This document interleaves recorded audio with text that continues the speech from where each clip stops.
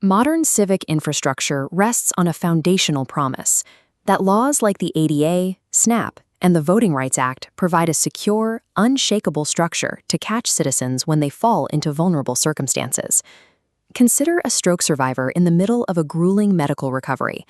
Upon checking their grocery budget, they discover their SNAP benefits have been illegally skimmed from their EBT account by an invisible thief. Under this scenario, the safety net should provide an immediate remedy. The survivor notifies the state verifies the theft, and the food budget is restored to allow the survivor to focus on healing. Instead, the survivor hits a wall of bureaucratic requirements. They face complex forms, automated phone trees, and strict deadlines, all while fighting severe cognitive fatigue. This is the Tenacity Tax. It is the staggering, hidden toll of personal time and physical energy required to prove you deserve the basic help the law already guarantees. Legal entitlement means little if the process of claiming it demands stamina you don't possess. This immense gap between legal rights and practical access remains the true systemic barrier destroying vulnerable lives. The state levies this tax early, charging an initial entry fee just to prove you are a citizen worthy of rights. This requires procuring original vital statistics records. Survivors must often navigate a separate agency just to request the paperwork that proves they exist in the eyes of the government. Federal systems demand a secondary layer of proof. Linking a person to economic and civic systems requires original Social Security documentation, often issued decades prior. The logistical friction of tracking down these physical documents acts as a direct barrier to basic engagement. It filters out those who cannot easily jump the administrative hurdles required to vote. Once identity is proven, the user is pushed into the next phase, the complex maze of digital government portals. These portals utilize rigid, text-heavy designs that create systemic inaccessibility. They routinely time out or fail to work with screen readers, ignoring the spirit of the ADA. Requesting a reasonable accommodation for these digital hurdles requires filling out even more complex forms. The system demands an unreasonable amount of cognitive effort just to ask for a simpler process.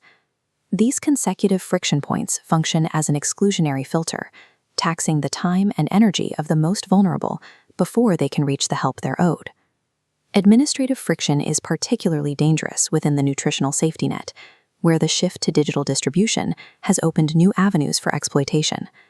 Original physical food programs offered tangible security. Paper coupons were held in the hand and were difficult for a remote thief to duplicate. Benefit theft and ABT skimming now allow criminals to rob vulnerable citizens instantly. A thief can drain a monthly food budget through a grocery store keypad from hundreds of miles away. Modern reimbursement policy then forces victims of skimming to act as their own fraud investigators. They must file police reports and navigate months of paperwork to reclaim stolen nutritional funds. Constant administrative battles take a toll on the human body, turning external bureaucracy into internal damage. Navigating unyielding friction triggers a chronic stress response. Constant confusing requirements cause severe spikes in cortisol, keeping the body on high alert. For a stroke survivor, this sustained burden degrades the fragile recovery process, pushing the body into a red danger zone of neurological risk. This physiological danger ultimately forces massive, unpaid administrative labor onto care partners. They must absorb the bureaucratic stress to protect the survivor from the hazard. A poorly designed bureaucracy functions as an active biological hazard, inflicting physical damage on the people it was built to heal. Look at the entire journey, from hunting for birth certificates to navigating hostile portals to investigating fraud. These compounded friction points represent an intentional design choice. When every touchpoint requires exhaustion, the barrier is the intended outcome.